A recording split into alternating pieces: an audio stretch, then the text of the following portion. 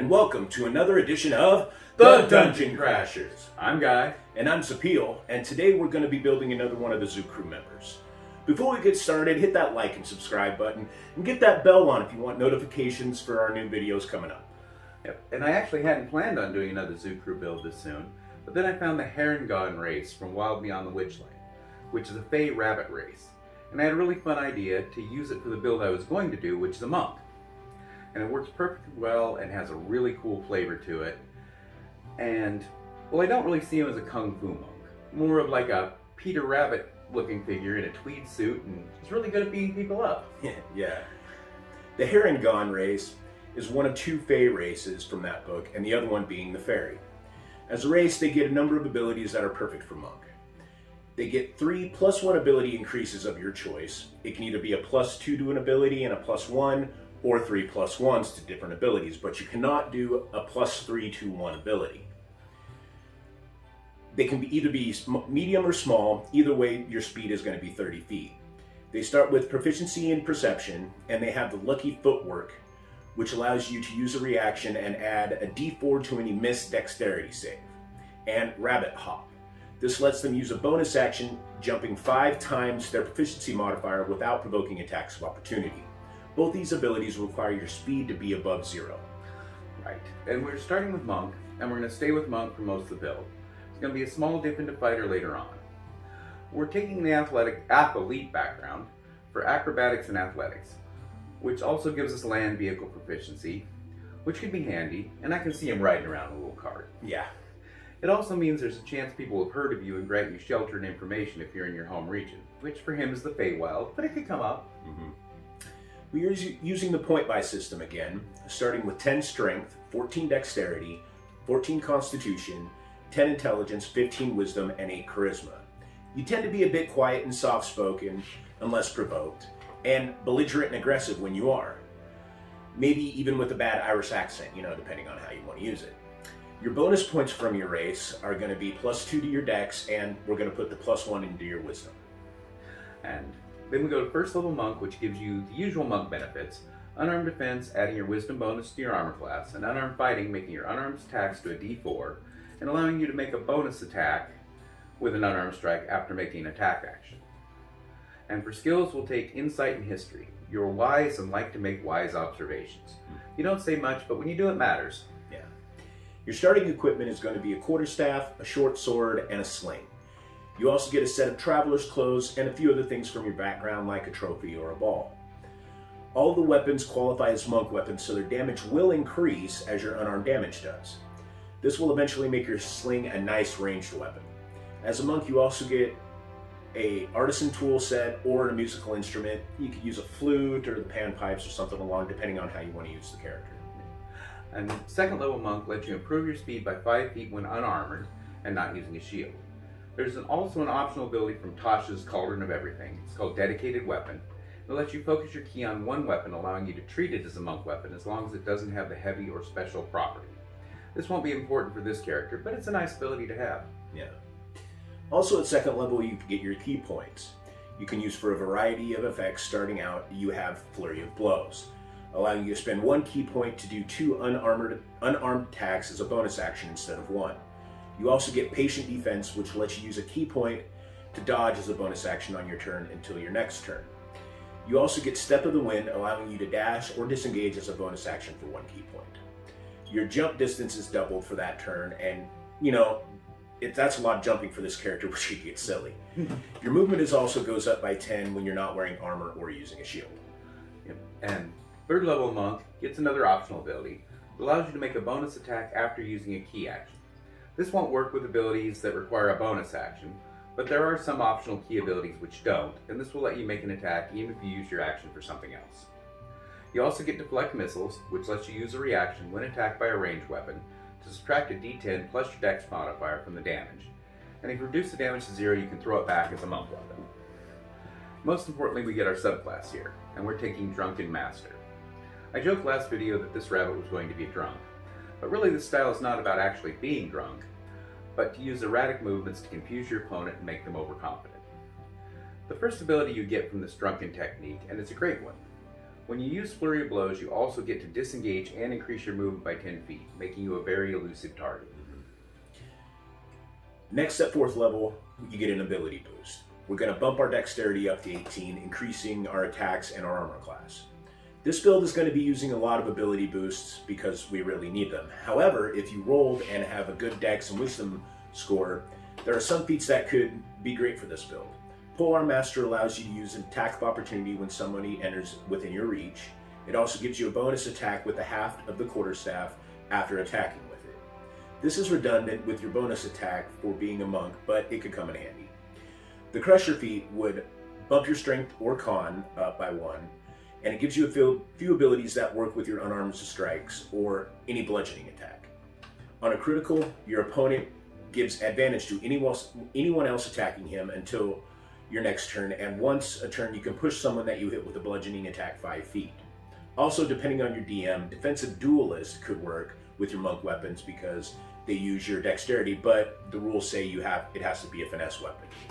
You also get Slow Fall, which allows you to use a reaction to reduce falling damage by 5 times your monk level. There's also another optional ability, Quickened Healing, which lets you spend key points to heal your martial arts die plus your proficiency bonus. That can be handy. Yeah. At 5th level monk, you get extra attack, which allows you to make 2 attacks when you make the attack action, plus you get an attack as a bonus action, or 2 with your Flurry of Blows. You also get Stunning Strike, which allows you to spend a key point to force someone you hit to make a Constitution save, or be stunned until the end of your next turn. The save DC for this and all your key abilities is 8, plus your Wisdom modifier, plus your proficiency bonus. There's also an optional ability at this level, Focused Aim, which lets you spend up to 3 key points to increase your attack roll by 2 for each key point you spend, so you could get a +6 to hit with that. Yeah. Your unarmed damage goes up to a d6 here, as does the damage of any monk weapon you are using, unless it's already better. You're using your quarterstaff two-handed, so it does a d8, but your sling moves up from a d4. At this level, you're pretty good in a fight with the ability to make lots of attacks, outmaneuver your opponent, and avoid taking damage. Just be careful with your key points because you can run out of them really fast. But even without key points, you're still making 3 attacks per round, so still very good, and your AC is also good at this level. Right. At 6th level monk, your unarmed attacks count as magical for overcoming resistance and immunity to non-magical attacks. And you also get Tipsy Sway from Drunken Master. It gives you 2 abilities. Leap to your feet lets you stand from prone using only 5 feet of movement. And you also get Redirect Attack, which lets you spend a key point as a reaction when someone misses you with an attack, to cause that attack to hit another target of your choice within 5 feet. Extra fun there. Yeah. At 7th level, monks gain Evasion, which allows you to take no damage on a successful dex save and only half on a failed one. You also get Stillness of Mind that lets you use your action to end an effect that is charming or frightening you. And at 8th level monk, we're using the ability boost to cap our dexterity, making our attacks and armor class better. And now with your dex capped and your damage die increased, you're going to be doing a bit more damage, especially with your sling, which is starting to become a solid ranged weapon. Your AC is now 18, which helps with your durability, especially because your hit points are one of your big weaknesses. As I was saying earlier, if you rolled your ability scores and don't need to boost your dex and wisdom as much, improve your constitution or take the tough feat. It could help here, but make sure you want to get your dexterity and wisdom capped before you do that. Now that we've hit 8th level in monk, we're going to take a quick dip into fighter for a few levels. At 9th level, we're taking our first level of fighter, giving you second wind, allowing you to heal a d10 damage once between rests. You also get a fighting style. We're going to take the dueling fighting style, giving you a +2 damage when using a single one-handed weapon. So start using your staff one-handed, your average damage will be better, and as your martial arts die improves, it'll add a lot of damage. At 10th level, we're taking our second level of fighter, giving you Action Surge, allowing you to take a second action on your turn once between rests. This is just an action, not a bonus action, so sorry, no double flurry. But still, it does add 2 more attacks to the round, which is very excellent. At 11th level, we're taking our 3rd level of fighter, getting a subclass, and we're taking Battle Master, which gives you 4 superiority die, which are d8s that you can use on maneuvers, such as Parry, which lets you use a reaction to reduce damage from an attack by the superiority die plus your dex modifier, or Trip, which lets you add superiority die to the damage of an attack you make and force the creature you hit that is large or smaller to make a strength save DC 8 plus your dex modifier plus your proficiency bonus, or be knocked prone. Or riposte, which lets you use a reaction when your opponent misses you, and you make a melee attack action back and add D8 to the damage. Battlemaster has a lot of good maneuvers, but these are some good ones for this build. Right. And now that we're finished with Fighter, there is an ability at 17th level Monk that we want before this build is over, but it doesn't arrive until 20th level, so if you don't care about it, you can take 4th level Fighter here for the next ability boost, but we're going to stay with Monk. At 12th level, we'll take 9th level Monk, letting you walk over water or vertical surfaces, but you have to be moving, so you need to end your move somewhere safe to stand, or you're going to fall or sink into the liquid. It can come very handy. At 13th level, we take 10th level Monk. We get Purity of Body, making you immune to disease and poison. Disease doesn't come up a lot in our games, but poison does. Yeah, it does. At 14th level, we take 11th level Monk, getting Drunkard's Luck, which lets you spend key points to remove disadvantage when you make an attack, ability check, or save, and your martial arts die goes up to a D8. And at 15th level, we take 12th level Monk, and we're going to use that ability boost to start working on Wisdom for both AC and Stunning Fist DC. Now at 15th level, your martial arts die is a D8, and you have 3 or more attacks per round, and you're a good damage dealer. You have Stunning Strike and Trip Maneuver to weaken your opponent. You have Tipsy Sway and Riposte to capitalize on it when an opponent misses you, and Parry and Deflect Missiles to reduce incoming damage. Also, those fighter levels probably helped you out with your hit points quite a bit. Your strongest feature, I think, it's going to be your maneuverability. You have multiple ways to get free disengage, 50-foot movement, and a 25-foot bunny hop. You can control the terms of the fight, and often make it so that you can attack without your opponent being able to attack back. Beware of being grappled, though, but with your dex capped and your acrobatics, you should be able to avoid those situations. If someone tries to shove you, but you're proficient with athletics. Also be careful of other effects that reduce your movement.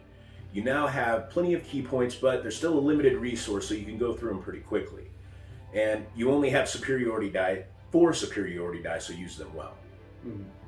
At 16th level, we're going for 13th level Monk, getting Tongue of Sun and Moon, letting you understand any language, and anyone who speaks a language can understand you.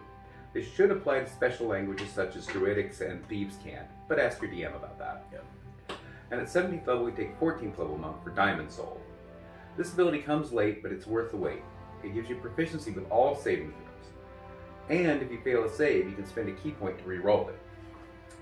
At 16th level, or 18th level, we take 15th level Monk, and we get Timeless Body, meaning you don't age and can't be aged magically. You also don't need to eat or drink. Now, in most campaigns, this is mostly fluff, but it is a nice flavor, and it could come in handy. You are a fey creature after all, and should live forever. And at 19th level, we take 16th level Monk for another ability boost so we can cap off our Wisdom. And finally, at 20th level, we take 17th level Monk. Your martial arts die goes to a D10, improving your attack and making that sling a nice little range weapon, doing as much damage as a heavy crossbow. We also get that ability I talked about earlier. It's called Intoxicated Frenzy. It allows you to make 3 additional attacks with your flurry of blows for a total of 5, but they all must target a different enemy. This is great when you're surrounded, and I like it too much to not get it. But in practice, you'll never need to be surrounded unless you want to be. Your maneuverability pretty much lets you decide where and who you're going to fight. So if you want to take that 4th level fighter for an ability boost, say for Constitution or a feat like the Tough Feat, that could be a better choice. But this is just really fun. Yeah. So now that we're done with this build, it looks really great. You are a great skirmisher, able to get in and attack and get out with ease. You can also control the battlefield with Trip, Stunning Fist, and Tipsy Sway.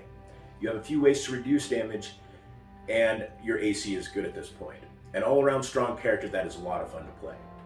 If you have any questions or comments, or you have a build that you want to see us make, please put it in the comment section below. In one of our previous videos, we had some comments about builds that you wanted to see.